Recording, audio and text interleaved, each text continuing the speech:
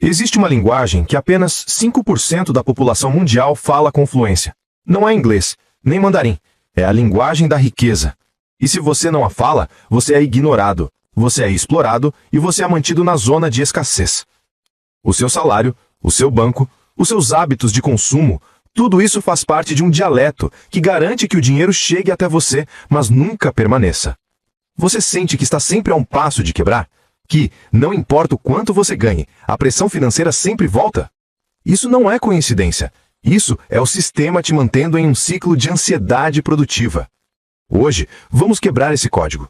Eu vou te mostrar o que está escondido por trás das manchetes e apresentar a primeira proposta que os insiders usam para proteger seu patrimônio e fazê-lo crescer de forma discreta. Fique muito atento, porque esta primeira proposta é o que anula o efeito da sua ansiedade sobre o seu dinheiro. O mito da estabilidade e o imposto silencioso. O maior mito que te venderam é o da estabilidade.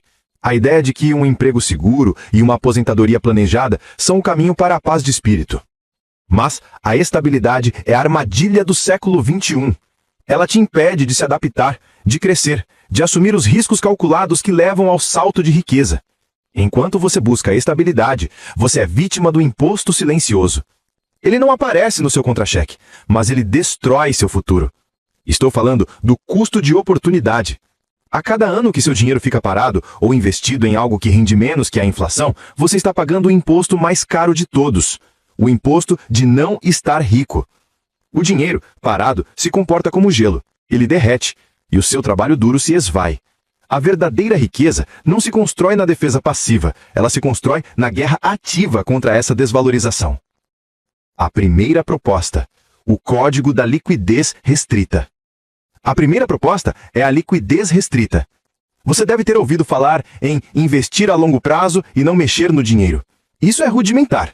A primeira proposta é muito mais profunda e envolve a manipulação da acessibilidade do seu próprio capital. Os ricos sabem que a sua maior ameaça é você mesmo, nos momentos de pânico ou de euforia. Portanto, eles constroem uma arquitetura de ativos onde o resgate é propositalmente difícil e doloroso. Não se trata de travar o dinheiro em um investimento de décadas, mas de criar barreiras psicológicas e burocráticas para o seu acesso. Pense em fundos de investimento que exigem um aviso prévio de 90 dias, ou em ativos físicos que precisam de uma avaliação e um processo de venda demorado. O objetivo não é a rentabilidade per se, mas sim a lentidão no acesso. Essa lentidão te obriga a pensar e anular o impulso do pânico. A regra é, se você pode sacar o dinheiro com um clique no seu celular, ele não é um ativo de riqueza. Ele é um ativo de consumo retardado. A liquidez deve ser fácil para as suas despesas mensais, mas dolorosamente difícil para o seu capital de crescimento. O controle está na inconveniente burocracia do resgate. Isso exige que você reclassifique cada investimento que você tem, separando o que é combustível rápido do que é munição de longo alcance. O perigo da transparência excessiva e o falso sucesso. Agora, observe o erro fatal da maioria que tenta enriquecer, a transparência excessiva. Eles postam o primeiro carro que compram, a viagem parcelada e a primeira vitória na bolsa.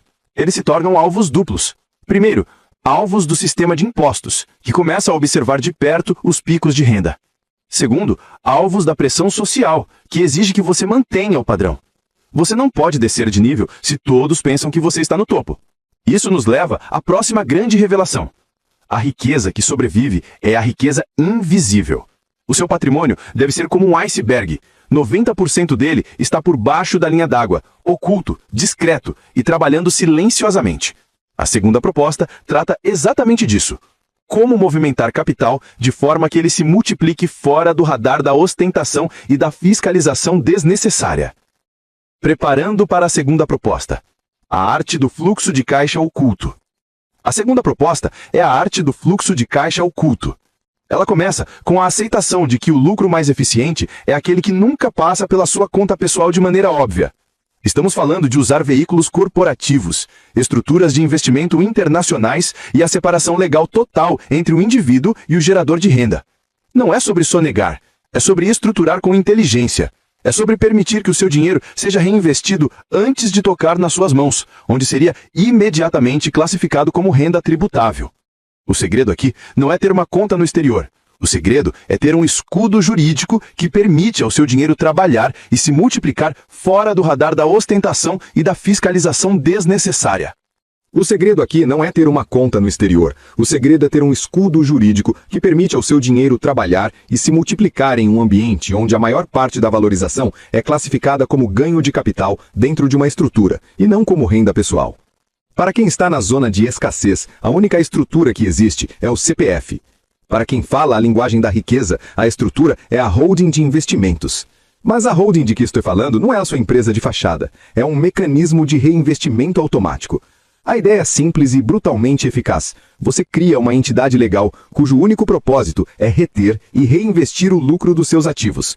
Esse dinheiro nunca toca a sua conta pessoal, nunca se mistura com suas despesas de supermercado e nunca entra na esfera de consumo impulsivo. Ele opera em um circuito fechado de multiplicação. Isso anula o imposto silencioso da tributação em cascata e protege o capital do sabotador que reside na sua mente. Você só saca o dinheiro quando o crescimento atingiu um marco pré-determinado e para um objetivo de altíssimo valor, a compra de um novo artigo, por exemplo. O capital escondido, trabalhando em silêncio, é o que garante a sobrevivência da sua riqueza. Seção 6. O preço da tranquilidade e o pacto de lobos. O erro que impede a maioria de adotar a segunda proposta é o custo da fricção. As pessoas querem a riqueza, mas não querem a complexidade da estrutura legal. Elas querem o resultado de lobos, mas querem a facilidade de ovelhas. A linguagem da riqueza exige burocracia intencional. Ela exige assessoria legal de ponta, contabilidade separada e um compromisso de nunca misturar os fluxos. Isso custa tempo e dinheiro no início. Mas o custo de não ter essa estrutura é infinitamente maior. É o custo de pagar impostos sobre o lucro total, de ter seu patrimônio exposto a riscos e, o pior de tudo, de ter que começar do zero a cada vez que o seu sabotador pessoal decide gastar um grande montante. A segunda proposta é, no fundo, um pacto de lobos. Você se compromete a pensar em termos de estruturas, e não em termos de contas bancárias. E, ao fazer isso, você está pronto para a mais arriscada e recompensadora de todas as estratégias, a proposta que realmente define a revolução de riqueza. Seção 7. A terceira proposta, o salto para a criação de mercados. Até agora, falamos de defesa e de otimização de ativos já existentes, mas isso só te leva ao primeiro nível da riqueza, o conforto. A revolução de riqueza, a transformação real, só acontece quando você domina a terceira proposta.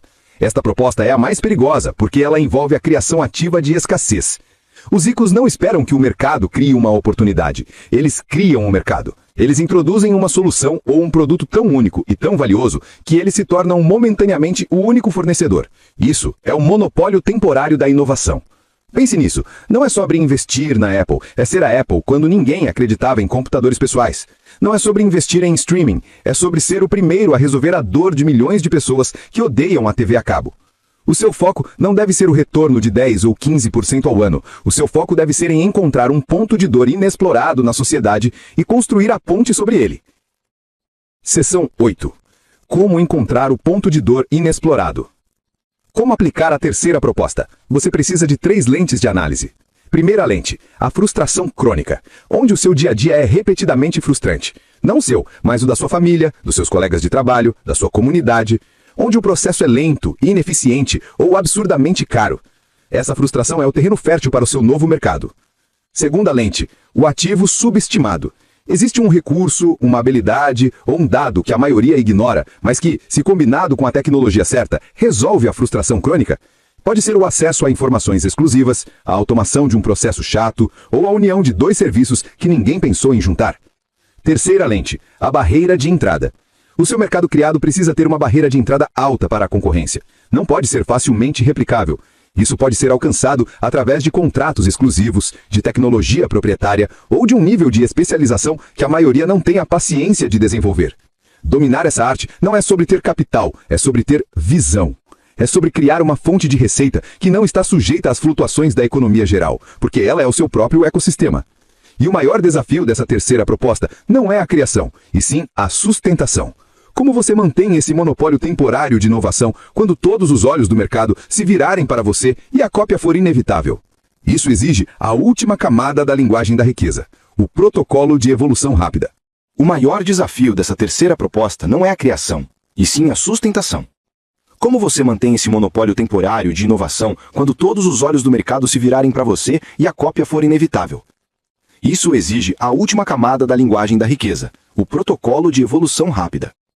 O protocolo é a aceitação de uma verdade brutal. O seu sucesso de hoje é o fracasso de amanhã. O que isso significa na prática? Significa que no exato momento em que o seu mercado criado atingir a estabilidade e começar a gerar lucros massivos, você deve sacrificar a estabilidade e redirecionar a maior parte do fluxo de caixa oculto, a proposta 2, para a próxima invenção. Você não espera a concorrência chegar, você mesmo se torna seu maior concorrente. Você investe para tornar o seu próprio produto ou serviço obsoleto, lançando uma nova versão ou solução complementar que exige o domínio da sua plataforma original. Isso cria um ciclo de inovação que é financeiramente insustentável para a concorrência que está apenas tentando copiar sua versão anterior. Eles estão sempre um passo atrás, atolados na tentativa de replicar algo que você já está desmontando. Essa é a mentalidade que cria fortunas que duram décadas. É a recusa em descansar sobre os louros do sucesso de curto prazo. Seção 9. A sinergia das propostas. Você não pode aplicar a terceira proposta, criação de mercados, sem ter a primeira e a segunda em pleno funcionamento. As três propostas trabalham numa sinergia implacável. A primeira proposta, liquidez restrita, protege seu capital pessoal do seu sabotador interno e das tentações. Ela garante que você não gaste o dinheiro necessário para construir. A segunda proposta, fluxo de caixa oculto, usa estruturas jurídicas para proteger e reinvestir o lucro do seu mercado criado, agilizando o crescimento e protegendo-o da tributação excessiva. A terceira proposta, criação de mercados, é o motor que gera o lucro exponencial que alimenta as outras duas. Você agora tem o mapa. O problema da maioria é que eles tentam pular direto para o lucro da terceira proposta sem construir os escudos da primeira e o sistema de reinvestimento da segunda. Eles se expõem ao risco máximo com a proteção mínima.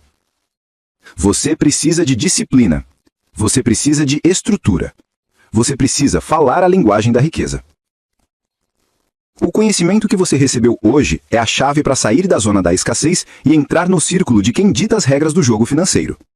Mas o conhecimento, sem ação, é apenas uma história interessante. Se você ouviu essas três propostas e sentiu medo, isso é um bom sinal. O medo é o seu sabotador interno gritando, tentando puxar você de volta para a estabilidade ilusória. Você tem duas escolhas agora. Você pode fechar este vídeo e voltar a pagar o imposto silencioso buscando a gratificação instantânea, ou você pode começar hoje a construir o seu escudo de liquidez restrita. Eu quero saber, qual das três propostas você sentiu a maior resistência para aplicar? E por quê? Deixe a sua resposta nos comentários. O confronto com o seu próprio medo é o primeiro passo para dominar a linguagem da riqueza. Se este vídeo desbloqueou sua mentalidade e você está pronto para o próximo nível de estruturação de riqueza, curta e inscreva-se no canal para garantir que você não perca o próximo guia, onde detalharemos as ferramentas legais exatas para criar o seu fluxo de caixa oculto. A escolha é sua. Ficar na média ou iniciar a sua revolução de riqueza.